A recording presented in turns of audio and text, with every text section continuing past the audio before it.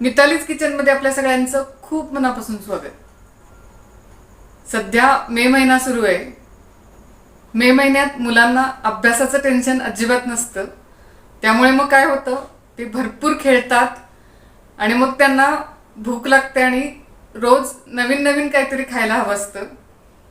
त्यामुळे आपल्याला उन्हाळ्यात चालतील असे चटपटीत पण पौष्टिक असे वेगवेगळे पदार्थ तयार करावे लागतात. त्यासाठीच आजचा हा व्हिडिओ केलाय. आज आपण करायला अगदी सोपा, झटपट तयार होणारा, मुलांना आवडेल असा पण पौष्टिक असा एक चिवड्याचा प्रकार बघणार आहोत. आज आपण ज्वारीच्या लाह्यांचा चिवडा करायचा आहे. चला किचनमध्ये जाऊया. ज्वारीच्या लाह्या आहेत, या चाळून स्वच्छ करून घेतलेल्या आहेत. या तुम्हाला चुरमुरे किंवा पोहे सेंटर असतं ना, त्या ठिकाणी सहज मिळतील. 400 ग्रॅम लाह्या आहेत. या किती छान अगदी चांदण्यांसारख्या दिसत आहेत बघा. आता बाकीचं साहित्य बघूया. कडीलिंब म्हणजेच कढीपत्ता, 1 वाटी कच्चे शेंगदाणे, फुटाणा डाळ अर्धी वाटी, शेंगदाणे डाळं, याबरोबरच तुम्ही आवडत असतील तर खोबऱ्याचे पातळ कापही घेऊ शकता. ही लोखंडी कढई घेतलेली आहे. यामध्ये 1 वाटी तेल,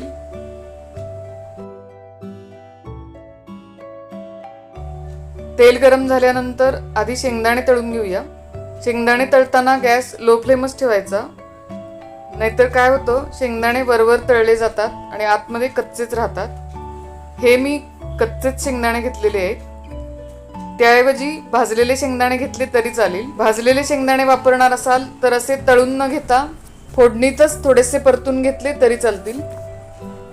शेंगदाणे तळून झालेले आहेत, काढून घेऊया. गॅसवर दुसऱ्या बाजूला आत्ता कॅमेऱ्यात दिसत नाही आहेत पण लाया ठेवलेल्या आहेत, त्यावरच मी हे तळलेले शेंगदाणे घालतेय.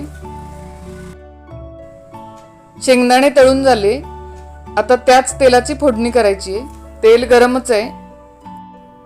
अर्धा चमचा मोहरी, अर्धा चमचा हिंग, पाव चमचा हळद, कढीपत्ता हा वाळलेलाच आहे, त्यामुळे आत्ता जास्त परतावा लागणार नाही.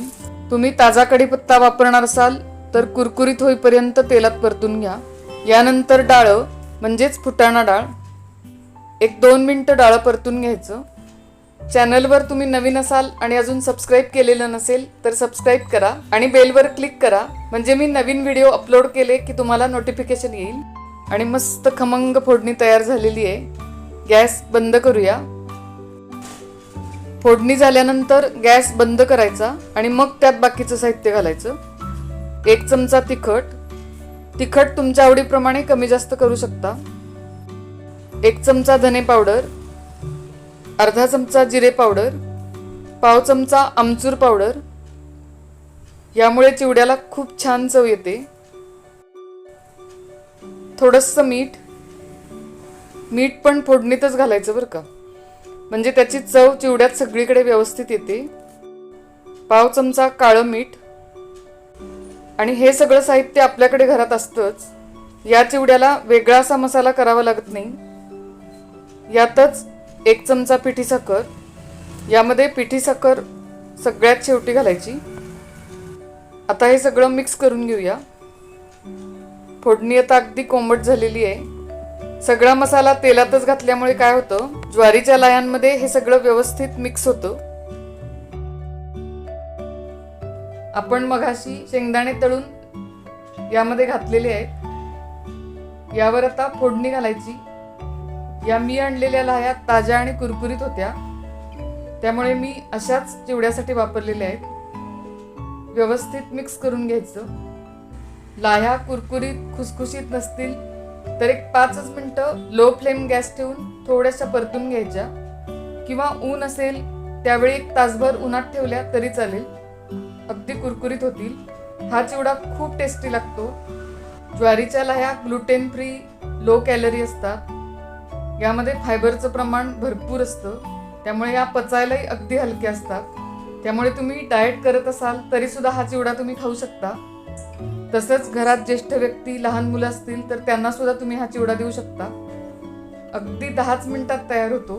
तुम्ही हा चिवडा करून बघा. सगळ्यांना नक्की आवडेल. पुन्हा भेटूया अशाच चटपटीत रेसिपींसह. तोपर्यंत नमस्कार.